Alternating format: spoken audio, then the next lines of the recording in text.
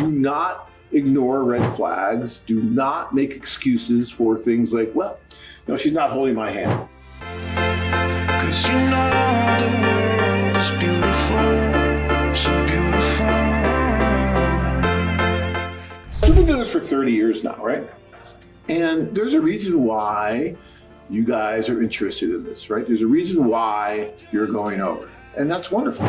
I think one of the main reasons is that this just gives you more opportunity than what you would have in your hometown, your home city, or here even in the US. It just gives you so much more opportunity and so much more assistance to try and meet that right woman, right? And maybe because you realize that there might be a really good fit with the culture where she is and the culture where you are, right? Because she's having problems too, trying to meet that right guy, and you're having issues here, trying to meet the right woman for the things that you want. And so you decide, okay, I'm gonna try something like this and go over it. But guys, here's a few tips to try to stay realistic. And tell me if I'm off base too much.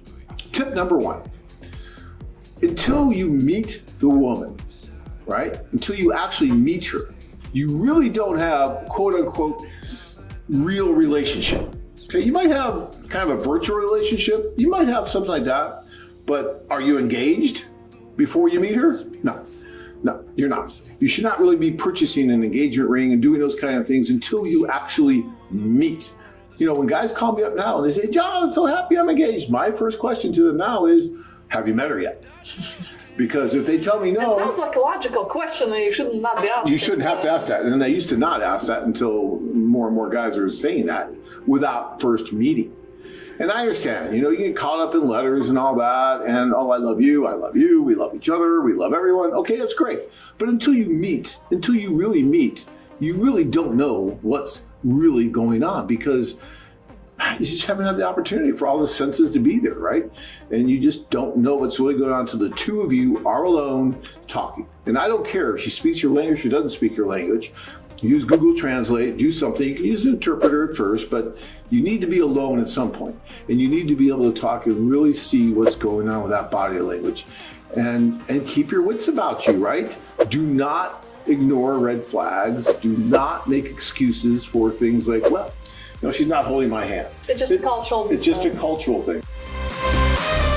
I know guys that will just continue to pound their head against the wall and continue to blame it on every other external factor they can think of other than the fact that she's just not that into you, okay?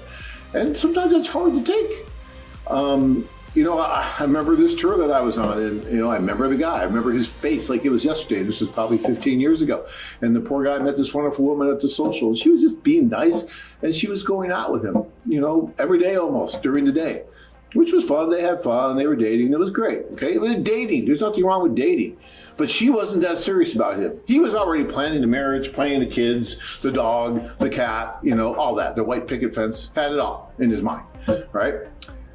And then I learned that, she would go out with him during the day, but at night, she was actually going out with someone she really liked from the tour. And she was dating him too. Okay, hey, no harm, no foul. Guys date multiple women. Women can date multiple men. I mean, that happens. But I needed to tell him that this woman, although she was nice and although she probably just wanted to be friends, there wasn't a future there. And he needed to understand that. And so I remember that conversation with him. He had a beer in his hand. And as I told him this, that beer went from his hand to his mouth and the whole thing got guzzled down. He's like, okay, I need to move on. And you know what? To his credit, he did. He did. And he moved on. And he got engaged to someone. He got married. He's still married, right? But he understood that this was not for him. This was not going to work. And instead of going into deep depression and hiding in his room for the whole tour and all that, he just moved on.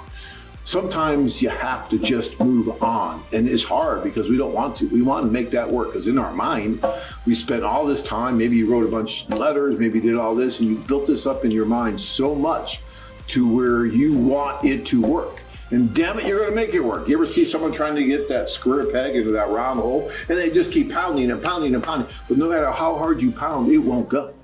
And you can try and try and try, it's just not gonna happen. If you have to try that hard at a relationship, is that a good relationship? I mean, will that probably And imagine it's all in the beginning, when everything's supposed to go nice and smooth. So what's gonna happen later when, I was like, try to live together and Right, right. You know, of course there might be some minor ups and downs when you first meet, right? Of course there might be some misunderstandings. There might be some stuff. Okay, that's fine.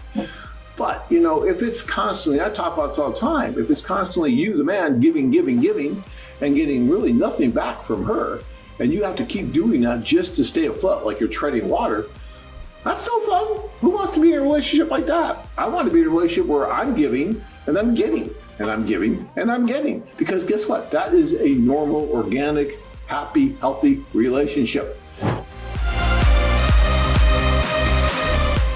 Are you ready to get started? Sign up and connect with these real women. mymailorderbride.com